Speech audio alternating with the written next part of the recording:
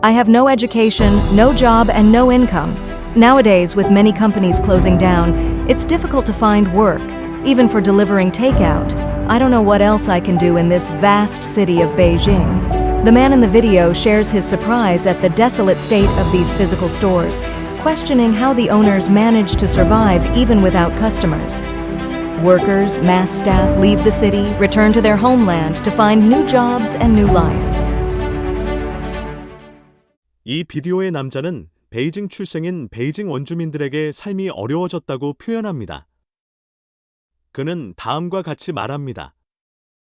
올해 나는 30세이며 베이징 허커를 가지고 있습니다. 교육도 받지 않았고 일자리도 없으며 소득도 없습니다.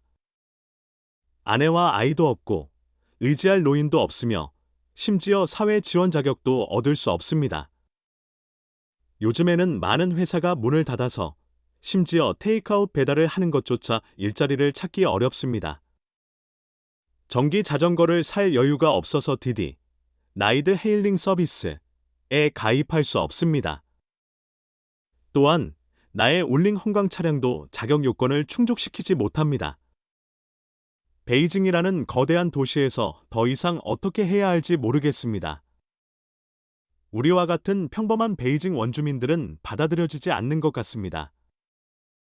이것은 베이징의 일부 개인들이 직면한 실업, 경제 어려움 및 제한된 기회와 같은 어려움을 반영합니다.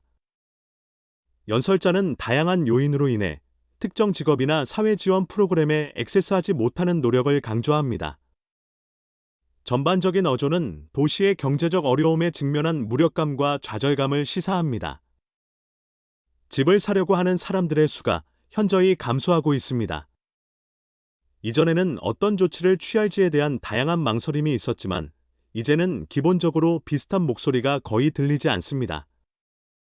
이 현상의 매우 간단한 이유는 부동산 자극 정책의 효과가 저점에 도달했다는 명확한 징후이며 이는 중국의 잠재적인 경제 침체를 시사합니다. 그런 다음 비디오는 베이징의 경제적 어려움을 보여주며 수많은 실제 상점들이 문을 닫고 있습니다. 내레이터는 유칼로드의 전자시장으로 시청자를 안내하여 빈 공간을 강조하고 기업들이 직면한 어려움을 강조합니다. 이 영상은 물론 말랜드의 차 도시의 어두운 상황을 다룹니다. 한때 차 거래에 번창한 중심지였지만 이제 거의 손님도 없이 버려져 있습니다. 비디오의 남자는 이러한 실제 상점들의 황량한 상태에 놀라움을 표현하며 손님이 없어도 어떻게 소유자가 생존하는지 의문을 제기합니다.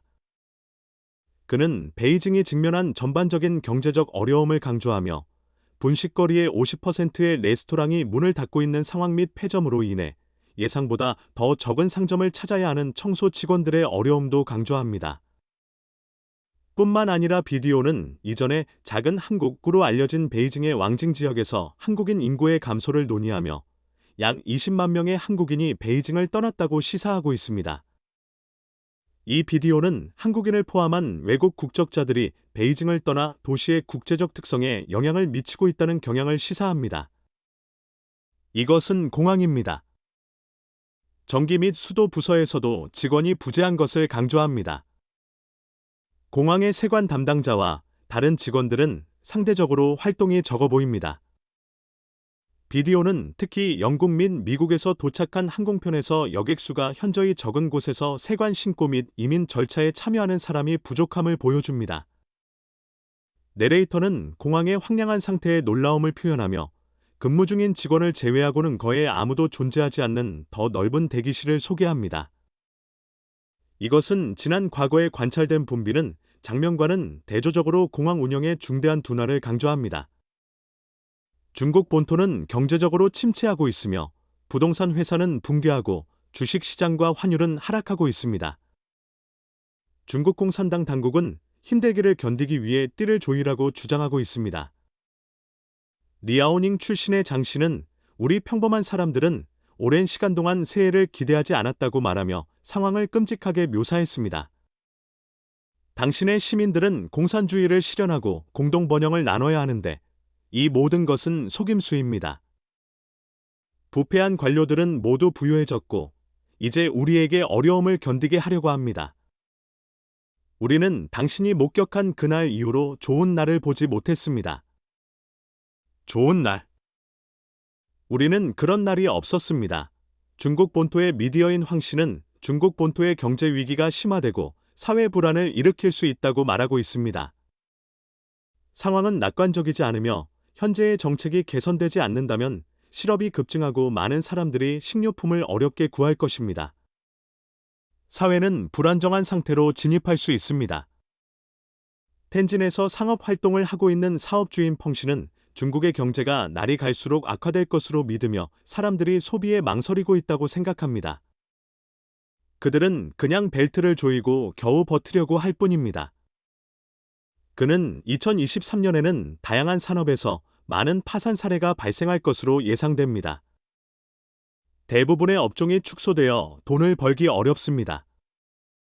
전반적인 것이 경제 환경은 낙관적이지 않으며 우리는 지난해보다 더 나쁜 시기를 살 수도 있습니다.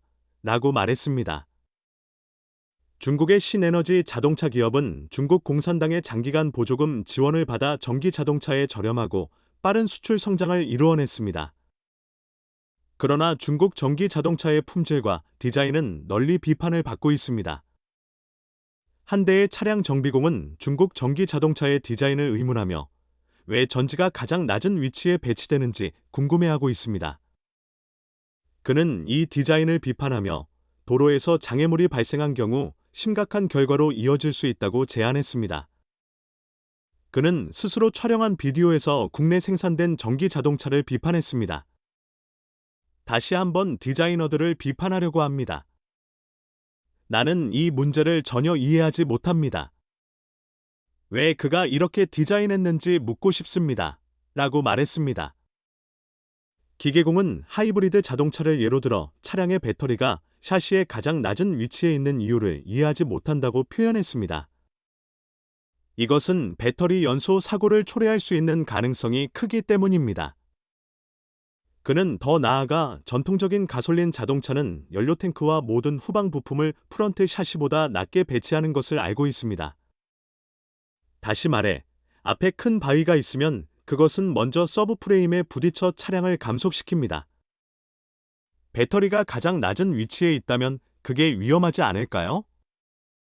디자이너는 차량을 너무 일찍 긁히게 하려고 이러한 결함을 의도적으로 남겼을까요? 라고 덧붙였습니다. 만약 배터리에 부딪힌다면 이 차량은 끝이 납니다. 그것은 불을 붙이거나 스크랩이 될 것입니다. 어떤 사람들은 그냥 스크랩하라, 보험이 있으니까 라고 할지도 모릅니다. 하지만 여러분은 차량을 스크랩하는 상황을 이해하지 못합니다. 보험에 의존하지 마십시오. 보험 회사가 완전한 보상을 해줄 것으로 생각하지 마십시오. 이 기계공은 자동차 소유자들에게 경고했습니다. 먼저 이 배터리에 부딪히지 않도록 해야 하지만 제조업체는 여러분이 피하도록 도와주지 않았습니다. 그들은 첫 번째 방어선을 열어놓았습니다. 첫 번째 방어선이 충격을 늦추도록 할 수 있다면 우리는 배터리를 부딪히지 않을 수 있을 것입니다. 그러나 배터리가 서브프레임보다 낮으면 장애물을 부드럽게 통과하고 배터리에 부딪힐 것입니다. 만약 그것이 연료 탱크였다면 누수되거나 불이 날 것입니다. 배터리에도 그렇게 할 수 있지 않을까요? 게다가 배터리는 훨씬 더 복잡합니다. 그것은 불을 붙이거나 스크랩이 될 것입니다. 이 비디오에 대해 많은 네티즌들이 모양이 좋고 많은 기능이 있으며 멋지다면 팔릴 것이라고 댓글을 남겼습니다. 이 차량은 조금 더 빨리 고장나게 하고 손상되어 새로운 차를 사기 위해 고의적으로 설계되었습니다. 침범적인 도로에서 앞지르기, 모방 실패. 엄격히 말하면 이 디자인은 안전 기준을 준수하지 않으며 이러한 차량은 시장에 허용되지 않아야 합니다. 2023년 1월 3일 대륙 미디어인 징크 파이낸스는 지난 2년 동안 많은 국내 자동차 회사들이 차례차례 고가 모델을 출시하고 고급 하위 브랜드를 소개했다고 밝히는 기사를 게재했습니다. 그러나 고가로 판매되는 것은 반드시 고급 자동차와 동일한 것은 아니며 고급 브랜드는 단 몇 년 만에 구축될 수 없습니다. 이 기사는 많은 자동차 회사들이 중국의 고급 시장을 겨냥하고 있지만 고급이라는 말을 정말로 실현할 수 있는 브랜드는 많지 않다고 언급합니다. 특히 자동차 산업의 일부 신생 기업에 대해서는 그들의 고가 자동차의 고급기라고 불리는 것이 높은 판매 가격에 머무를 뿐이라고 합니다. 고급 자동차가 갖춰야 할 고급 기술, 안전 요소, 독특한 디자인 및 기타 요소에 대해서는 상당히 혼란스러운 상황이라고 합니다. 또한 2023년 3월에는 샤오핑 모터즈의 사용자 중 한 명이 얼굴 인식 중에 차에서 내려와 반반 무릎을 꿇고 카메라를 보아야 했다고 불평했습니다. 일부 네티즌들은 운전하기 전에 차에게 절을 지려면 차의 영혼이 기분 나쁘지 않게 하려고 농담을 치기도 했습니다. 게다가 글로벌리 모터스의 고급 브랜드는 많은 결함이 노출되었으며 베이디 모터스의 환기구에서 대량의 알루미늄 수선화물이 분사되는 것으로 밝혀졌습니다. BYD 모터스는 공식적으로 이 현상은 돌핀 모델의 에어컨에서 개별 비정상적인 증발기로 인해 발생한 것입니다. 테스트를 거쳐본 말의 주요 구성 요소가 알루미늄 수선화물임을 확인했습니다. 라고 답했습니다. 테슬라 중국 161만 대의 안전 위험을 언급하며 차량 161만 대 회수. 중국 시장규제청은 오늘 테슬라가 중국에서 안전 문제로 인해 161만 대 이상의 전기 자동차를 회수하고 있다고 발표했습니다. 이 회수는 수입 및 국내 생산 모델 모두를 포함하며 중국에서 테슬라가 회수한 차량 수의 새로운 기록을 세웠습니다. 중국 시장규제청의 발표에 따르면 5일에 테슬라가 회수 계획을 제출했습니다. 2022년 10월 26일부터 2023년 11월 16일까지 생산된 일부 수입 모델 S 및 모델 X 전기 자동차를 즉시 회수하며 이는 7,538대를 합산합니다. 이 회수 대상 차량은 문잠금 메커니즘의 논리 제어 문제가 발생할 수 있습니다. 충돌 시 비충돌 측 문 내치가 잠금 볼트에서 분리되어 문이 잠겨 있지 않은 상태로 남아 안전 위험을 초래할 수 있습니다. 2014년 8월 26일부터 2023년 12월 20일까지 생산된 일부 수입 모델 S, 모델 X, 모델 3 및 국내 생산 모델 3 및 모델 Y 전기 자동차를 즉시 회수하며 이는 1611만 대를 합산합니다. 이 회수 대상 차량은 레벨 2 결합 운전 지원 도구가 자동 조향 지원과 함께 오도 사용될 때 추가적인 충돌 위험이 있을 수 있습니다. 이로 인한 안전 위험이 발생합니다. 테슬라는 회수 범위 내의 차량에 신규 개발된 기능을 전달하기 위해 OTA, 오버 더 에어 기술을 사용할 계획이며 이는 운전자가 운전 책임을 이행하고 운전 규정을 준수하도록 더욱 장려하고 조향 지원 기능의 오용으로 인한 충돌 위험을 감소시키기 위한 것입니다. 화웨이의 전기 자동차 기술 사기 혐의로 고발. 중국 자동차 정보 플랫폼인 드카오는 최근에 혹독한 추이 조건에서 약 20개 하이브리드 모델의 순수 전기 주행 범위 달성률에 관한 시험 결과를 발표했습니다. 시험 결과에 따르면 화웨이 C10 모터의 완GM7 확장형 버전은 화웨이가 디자인한 것으로 달성률이 31.6%에 불과하여 논란을 빚었습니다. 중국의 칩 기술이 다시 돌파? 외국 언론이 화웨이 노트북을 분석합니다.